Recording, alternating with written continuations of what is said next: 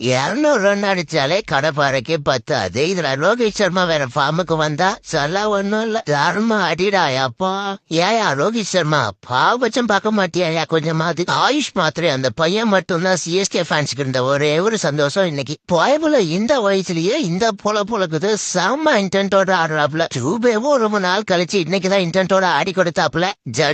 ஜடு கொஞ்சமாவது இன்டென்ட் காட்டியிருக்கலாம். 50 ஆச்சு அடிச்சாப்லேன்னு சந்தோஷப்பட்டுக்க வேண்டியதுதான். காலம் மாறி போச்சியா. 175 ரன்லாம் பத்தாதியா. அது ஏன் தான் உங்களுக்கு புரிய மாட்டேங்குதோ. அப்புறம் வந்தாப்ல மும்பைக்கார் ராஜா டூபேவே இந்த அடி அடிச்சா தலைவன் எந்த அடி அடிப்பா. ஏயா இன்னைக்குதான் நீ ஃபார்முக்கு வரணுமாயா? கூடவே காட்டடி மன்னஸ் கையும் சேர்ந்துக்கிட்டாப்ல. கடைசியில கேம் முடியும் போது ஒரு பேயாட்டம் ஆனாம் பாருங்க. வெறா மாதிரி 2 பேரும் சேர்ந்து ஒரு புள்ள பூச்சியை பொழக்கிற மாதிரி பொழந்து தள்ளிட்டு போட்டாங்க. எப்படி இந்த மேட்சை மும்பைக்குன்னு எழுதி வச்சாச்சுன்னு தெரிஞ்ச கதை தான். ஏதோ குழந்தை பிள்ளைக்கு வாய்ப்பு கொடுத்தாங்களேன்னு சந்தோஷப்பட்டுக்க வேண்டியதுதான்.